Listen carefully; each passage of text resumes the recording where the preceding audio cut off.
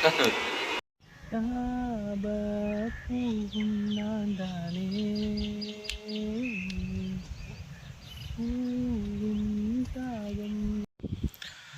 Guys, ஆக்சுவலாக வந்து நாளைக்கு எனக்கு ஒரு என்கேஜ்மெண்ட் இருக்குது. நான் அதுக்கு போக போகிறேன். எனக்கு நிறைய வேறு நம்ம காலேஜ் ஃப்ரெண்ட்ஸ் எல்லாம் வராங்க.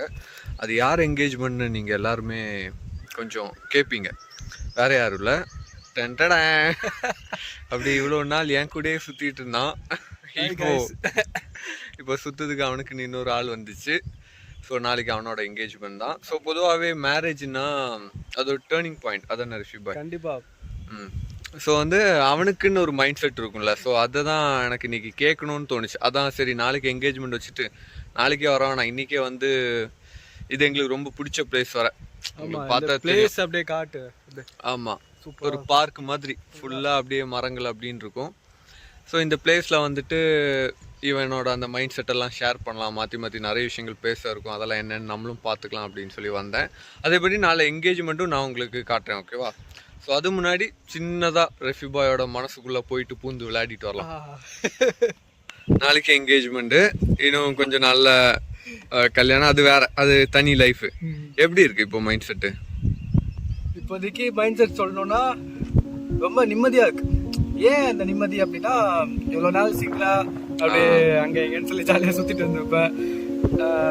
நல்லா எங்கே வேணா சுற்றலாம். அந்த இதுக்கப்புறம் வந்து அந்த லாயலிட்டி வந்து அந்த மனசில் வந்து தானாக வந்துருச்சு. ஏன் அந்த லாயலிட்டினா, அந்த பொண்ணுக்காக மட்டும். ஏன்னா எனக்கு அந்த பொண்ணு அவ்வளோ பிடிக்கும். அது எந்த அளவுக்குன்ட்டு வந்து சொல்லவே முடியல. எல்லாருக்குமே உங்க லவ்வர்ஸ்ல அவ்வளோ பிடிக்கும். கரெக்டாக நம்ம ஆளுங்கன்னா அவ்வளோ பிடிக்கும். இது எப்படின்னா ஒஃபிஷியலி இது நம்ம ஆள் இனிமே அப்படிங்கிறது. ஆமா, இது ஒஃபிஷியலி ஆயிடும். எனக்கு அவளுக்கு நான் அந்த நிம்மதி வந்து அப்படியே ஓடிட்டே இருக்கிறதுனால தூக்கமும் ஆக மாட்டேங்குது. நைட்ல என்ன பண்ணானே தெரியல, அப்படியே மிதக்கிறேன், தானா சிரிக்கிறேன். கிட்டத்தட்ட 5 ஆண்டுல சூர்யா சேவ் பண்ண அந்த உடனே அவன் சைட் கேப்ல சூர்யாவை இதுல இழுத்துட்டான். அந்த கால் தரையில நிக்கல, அதுவா? அந்த மாதிரி தான் இப்போ இருக்கு. அப்படியே கண்ணாடி அப்படியே திருப்பி போட்டுட்டு இருக்கேன் ஏதோ. ஸோ கைஸ், நான் ரொம்ப இழுக்கல, மிச்சம் உள்ளதெல்லாம் நம்ம நாளைக்கு பார்த்துக்கலாம்.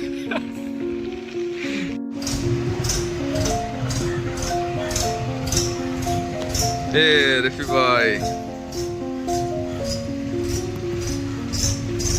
கல்யாண மாப்பிள்ள ரெடி ஆயிட்டான். போ அப்படி போயிடும்.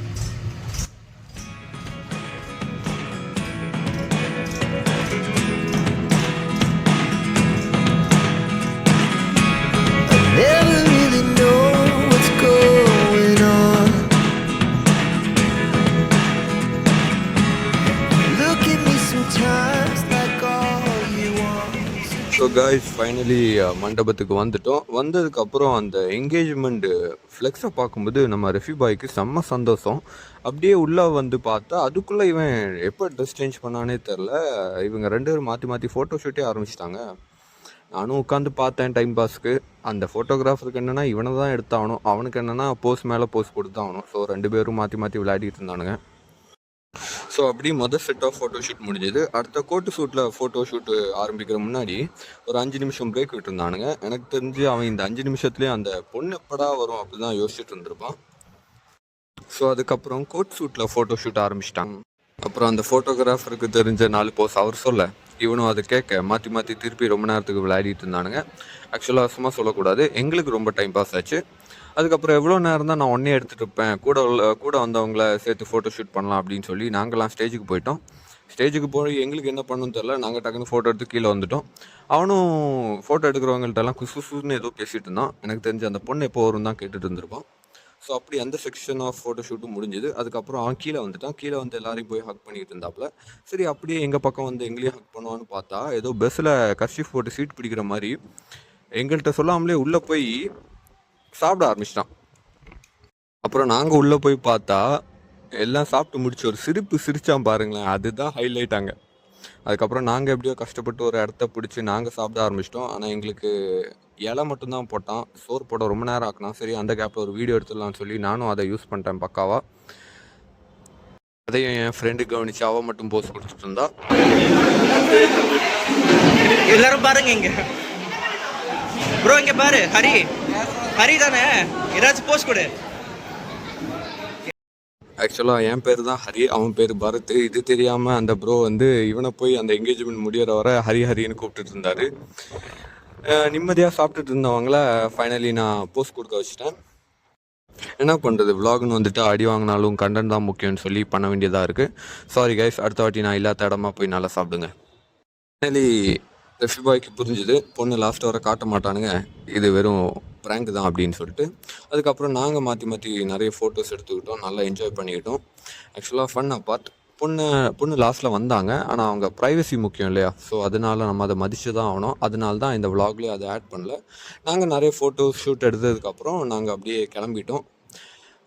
கிளம்பும்போது ஏதோ இவன் எல்லாருக்கும் இடம் கொடுத்து இவன் நின்றுட்டுருக்கான்னு நினைக்காதீங்க. அந்த பேட்மேன் காஸ்டியூம் வந்து செம்ம வெயிட்டு, அதனால அவனுக்கு உட்காந்து போக கஷ்டம். அப்போது இருந்தால் கூட அந்த சிரிப்பினும் அவன் மூஞ்சிலேருந்து போகலை. இவன் எங்கே போனாலும் எங்கேயாவது அந்த பேட்மேன் காஸ்டியூம் மாட்டிடுது. ஸோ இதை கட்டுப்படுத்தவே அவனுக்கு ரொம்ப கஷ்டமாக இருந்தது. ஒரு இடத்துல இல்லை, ஒவ்வொரு இடத்துல போக மாட்டிகிட்டு இருப்பான். திருப்பி எங்கேயாவது போய் இடிச்சிட்டு இருப்பான். இதோ இங்கேயும் வந்து அப்படியே இறங்கும்போது திருப்பி போய் எங்கேயோ இடிச்சிட்டான். அதுக்கப்புறம் நான் பின்னாடி வந்தனால அங்கங்கேயா நான் தான் எடுத்து விட்டுட்டு இருந்தேன். ஸோ கைஸ், அப்படி நல்லபடியாக அந்த என்கேஜ்மெண்ட் நாள் முடிஞ்சுது. அதுக்கப்புறம் ரெஃபியோட பெர்ஸ்பெக்டிவ் பார்ப்போம். இதெல்லாம் பேட்மேன் மாதிரி இருக்கிறோம். ஹாய் கைஸ், ஆக்சுவலாக வந்து என்கேஜ்மெண்ட் போயிட்டு வந்துட்டோம். செம்ம டயர்டு. நான் ஓகே ஃபைன், செம்ம டயர்டு. ரெஃபி நீங்களே பார்த்துருப்பீங்க, ஒரு மாதிரி பேட்மேன் மாதிரி ஒரு காஸ்டியூம் எல்லாம் போட்டு அங்கங்கன்னு சுற்றிட்டு இருந்தோம். ஸோ நான் என்ன நினச்சேன்னா, நம்ம வந்து இந்த வீடியோவிலே என்கேஜ்மெண்ட் முன்னாடி அவன் ஃபீலிங் எப்படி இருக்குன்னு பார்த்துருப்போம், ஓகேவா? இது வந்து என்கேஜ்மெண்ட்டுக்கு அப்புறம் அவனோட ஃபீலிங் எப்படி இருக்குன்னு இப்போ பார்க்கலாம், அது தனியாக பார்க்கலாம். ஸோ ரெஃபி பாய், என்கேஜ்மெண்ட் முடிஞ்சுது. எங்கே ரிங் எங்கே? இதோ டேன். ஸோ என்கேஜ்மெண்ட் எல்லாம் முடிஞ்சுது நல்லபடியாக. பசங்கள்லாம் வந்திருந்தாங்க, ரிலேட்டிவ் வந்திருந்தாங்க. எப்படி போச்சு? ஃபர்ஸ்ட் ஆஃப் ஆல் எப்படி போச்சு டே? ஒரு வேர்டில் சொல்லணும்னா ரொம்ப அவசரமான ஒரு டே, ஒரு பியூட்டிஃபுல்லான ஒரு டே. எப்படி சொல்றதுன்னா, ஒரு புது ஃபீலிங். லைஃப்ல ஃபர்ஸ்ட் டைம் ஸ்டேஜ்ல நிக்கிறேன்.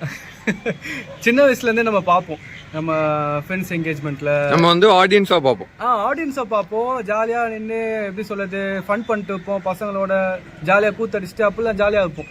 இப்போது நம்மளுக்கே ஒரு என்கேஜ்மெண்ட்டு, நம்மளே அந்த இடத்துல போய் நிற்கும் அப்படின்ட்டு பார்ப்பீங்க, வீடியோவில் பார்ப்பீங்க. கட் அவுட் வந்து எனக்கு போட்டுருந்தாங்க. அது வந்து பார்க்கும்போதே எனக்கு அவ்வளோ இம்ப்ரெஸ் ஆகிடுச்சேன், பயங்கரமாக இம்ப்ரெஸ் ஆகி ஹரிக்கிட்ட சொன்னேன், எனக்குலாம் கட் அவுட் போட்டுருக்காங்க பாரு, எனக்கு என் பேரும் என் ஆள் பேரும் கீழே போட்டுருக்காங்க பாரு அப்படின்னு சொல்லி ரொம்ப சொல்லிட்டு இருந்தேன்.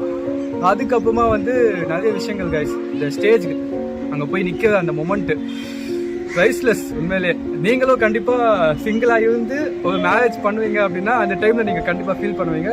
ரொம்ப சூப்பராகும், ரொம்ப ஸ்பெஷலாக ஃபீல் பண்ணுவீங்க. ஏன்னா அது ஒரு ஸ்பெஷல் மூமெண்ட். உண்மையிலே எனக்கு என்கேஜ்மெண்ட் தான் ஆகிருக்கு, இதுக்கே இவ்வளோ ப்ரைஸ்லெஸ்ஸாக ஃபீல் பண்ணுறேன். இன்னும் நிக்கா அதெல்லாம் ஆகும்போது என் கடவுள் என்னை எப்படி வைப்பான்ட்டு அது அந்த டைமில் நான் சொல்கிறேன் உங்ககிட்ட எப்படி இருக்கும், எப்படி இருந்துச்சு அப்படின்னு நான் அந்த டைமில் சொல்கிறேன். அதை தாண்டி சொல்லணுன்னா நிறைய ரெஸ்பெக்ட் கைஸ்.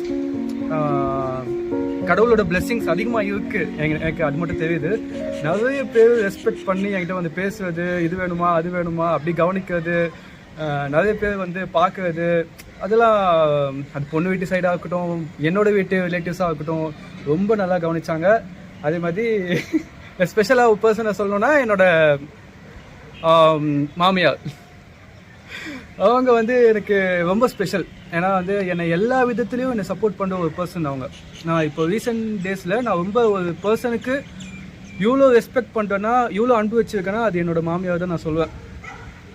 அதை தாண்டி யாரோட தங்கச்சி, யாரோட அக்கா, போதும் போயிட்டே இருக்கும் அவங்க அப்பா, ஸோ எல்லாருமே எனக்கு அவ்வளோ பிடிக்கும், ரொம்ப பிடிக்கும்.